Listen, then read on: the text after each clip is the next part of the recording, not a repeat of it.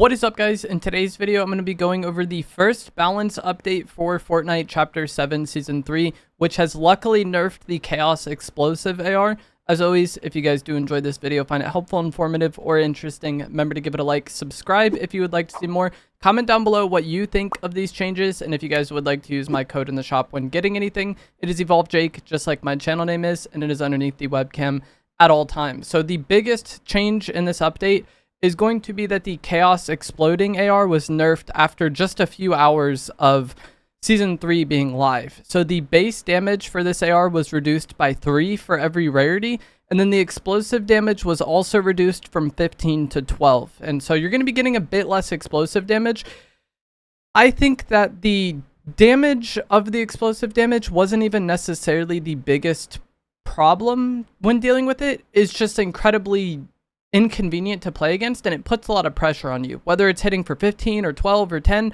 Just being able to consistently chunk somebody with splash damage when they're behind cover and kind of like force them out is something that this weapon does really well, and I feel like this nerf doesn't really negate that. Sure, it's a little bit less damage, but it's still going to be a problem for a player to deal with. And if you get good timing on somebody and have an opportunity to beam them with this rifle, they are still going to go down incredibly quick. I feel like of all the rifles we've had in the game, this one is actually one of the most OP. A lot of people would look to like the red dot ARs, like the Deadeye and the Hollow Twister MK7.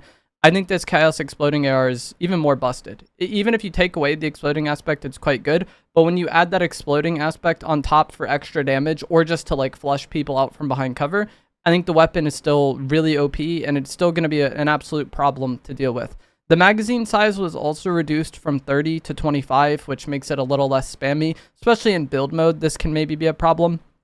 But I think, like I said, the biggest problem this weapon has is just the pressure that it puts on enemies is really difficult to play against, even if in practice it actually isn't the most damage, And then it also has good utility of being able to fish with, being able to force people out of bushes or just check and destroy bushes.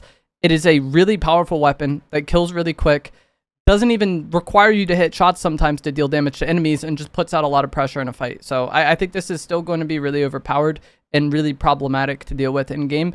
I think changing the numbers won't affect this weapon enough. I feel like they kind of need to rework it and maybe make it work some way like how the Core's DMR did, where it's not explosive every shot, but it's like occasional or something. But while it's doing consistent explosive damage on every shot, the pressure it puts out is just going to be a problem regardless of how much damage it's doing, unless it's like one, The Flex SMG was also nerfed in the update that released Season 3. The magazine size was reduced from 40 to 38. The reload time was increased, so it's going to reload a little bit slower. The ADS time was increased, meaning it's going to take a little bit longer to aim in. There's slightly increased spread, so this is the bloom, making your weapon less accurate when you're hip firing or even aiming, since it is a third-person weapon. And then the long-range damage was reduced. So there's a lot of little nerfs to the Flex SMG. I think it's still incredibly good, though. A lot of times people look at a nerf of a weapon and they just assume it's going to be terrible now and there's no point in using it. That is not the case at all for this Flex. It was incredibly good. And even after the nerf, it's still incredibly good. So it's one of the better spray weapons in the game. There's, competition for that slot this season with how good the Ranger pistol is, and then also how good the Lancehead pistol is, which also got buffed in this update. It got +1 damage at every rarity, except for purple, which got +2 damage for some reason. The headshot multiplier was increased from 1.3 to 1.35, and basically this means that's just 1 to 2 more damage for headshots than it would be with the 1.3 headshot multiplier. So not a huge change there, but any improvement to your headshot multiplier, your damage, is always going to be appreciated. It will also now aim in 25% faster, so you aim in a bit faster and you got a little bit more damage. This isn't a buff that completely revolutionizes or redefines the weapon, but it's still nice little bonuses on a weapon that I already thought was incredibly good. Playing as soon as Season 3 was playable, I already thought the Lancehead pistol was really powerful and really good. It just had the inconvenience of being semi-auto, so you have to actually tap fire it. There is a setting in the game now, which is continuous fire, where you can just hold down the shoot button for these semi-auto weapons and basically make them fully automatic. But it shoots quite slow when doing this. You'll shoot much faster when tap firing as fast as you can, but it's still something that's worth using, I think, in those situations where you just aren't quite able to tap. I feel like in chaotic close range situations where you're trying to like move and swap weapons and all that, trying to spam shoot as fast as possible can be a bit of a struggle in those moments.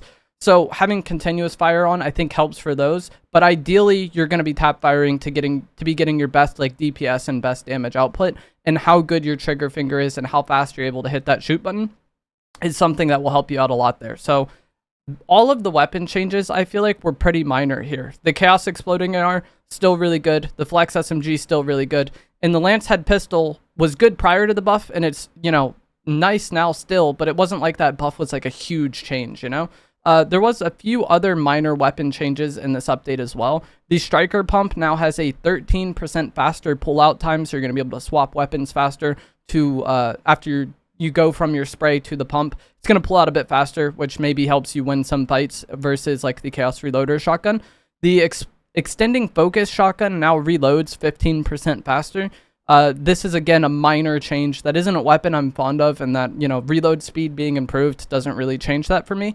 The overdrive spawn rate was increased, and this sounds crazy. It was increased by 35% in Fleur Loot and 266% in chests, so that sounds like you're going to be getting overdrive nades constantly. When playing this morning after the update, it wasn't necessarily my experience. I was getting overdrive nades, and it wasn't a huge hassle to get them, but it wasn't like every time I looted a POI, there was just stacks on stacks of overdrive nades. So you'll see them more commonly, but I feel like the numbers kind of make that change seem like it's going to be much more extreme than it was. And another improvement is for looting is going to be that the chest spawn rate was also increased from 40 to 55%. I don't know why there's a variable chest spawn rate, but it was increased up to 67%. So, you know, more often than not at the chest locations, it's actually going to be there. Ammo boxes now have a 75% chance of spawning, and the large ammo boxes have a 30% chance of spawning. So you're going to be getting more ammo, and you're going to be getting more chests when looting your POI. This is going to help you get more loot, but it's also going to help you level up your sprites faster, because when you do open containers like chests or ammo boxes, you do get some progress towards leveling up your sprite. So you do want to be opening these as much as you can, not only to get loot, but to if you are concerned about leveling up your sprite. And then one final change is going to be that the keys and keycard chance to spawn was decreased by 75 and 77%. So there's keys around the map that you can open these little locked sprite rooms. So there's like a sprite chest and a rare chest inside. And then there's also a key card which you can use to open up the vault at the kind of, I don't know the name of the POI off the top of my head. It's the POI that's in the center that reminds me of Coney Crossroads. But either way, when you have the key card, it will show on the map where you bring it to. So those things have less of a chance of spawning now. They were really common in the first like few hours of the season being out. So you're going to be getting those a little less common. That's probably going to make it a little harder to get some of the higher rarity sprites.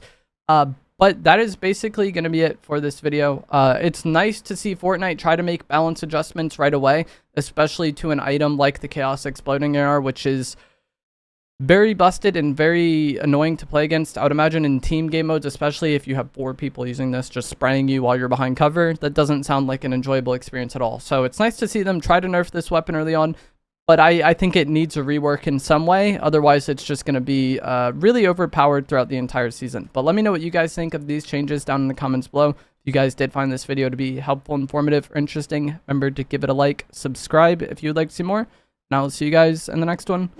Thanks for watching.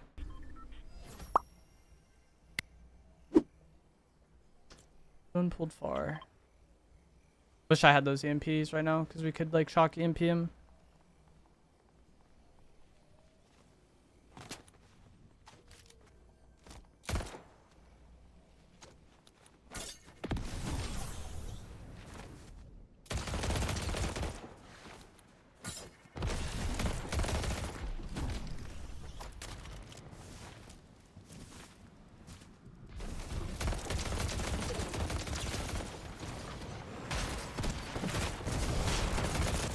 That was so awkward.